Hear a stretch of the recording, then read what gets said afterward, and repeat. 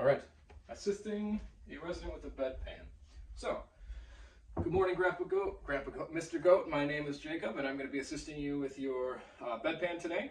I would, at that point, do hand sanitizer, cover all surfaces, rub thoroughly until dry.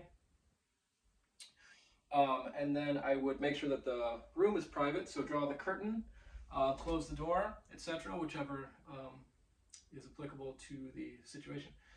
So at that point, I would then put on my gloves, which I don't have, so I'm just going to pretend that I'm putting on my gloves here. The only reason I'm sitting is because I want to make sure that I'm in the frame here. So normally you wouldn't sit for something like this. At that point, I want to make sure that I have my bedpan, which is right here. You want to make sure that you choose whichever bedpan is more appropriate for the resident's situation. So obviously we just have a bowl here, but we're going to pretend that this is the one that's applicable for this resident specifically. So at that point, you want to raise the bed so that you're at a comfortable level for assisting the resident. And then you want to position the bedpan underneath.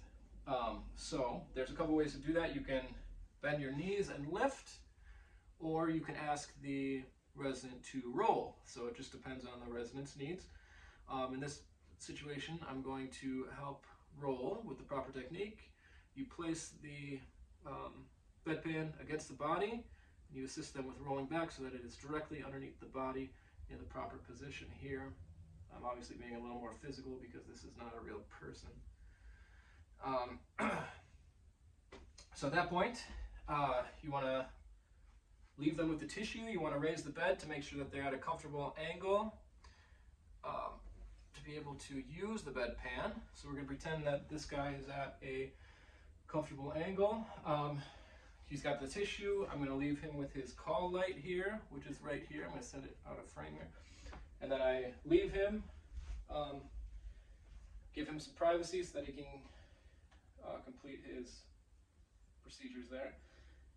And then let's say 30 seconds has passed by, he calls me on the call light, I come back in, he's all finished.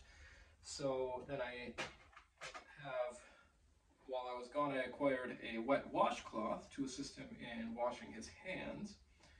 So I'm going to do that. We're going to cover all the surfaces of his hands in between the fingers, make sure we get those clean, make sure we get them dry after that too.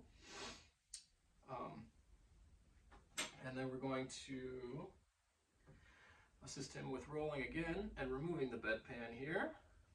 So now that we have the bedpan, we can discard of any soiled linen if that's applicable in this situation as well. So we've got the bedpan here. We're going to pretend that it's full of urine and that I poured it into we went over to the sink and poured it into the graduate here. So this is our urine in the cup. So I place that on the countertop, make sure it's at eye level for me. I would document how much urine it was, say 180 milliliters or something like that. And then I would take both the graduate and the bedpan, and I would empty those out in the proper receptacles, and then return them to the storage units. So then after that, you would perform your hand washing. Well, you would say, "Thank you, Mr. Goat," leave him with his call button, leave him in a comfortable position, tell him to call if he needs anything. And then after that, we would perform hand washing, which I'm going to do separately.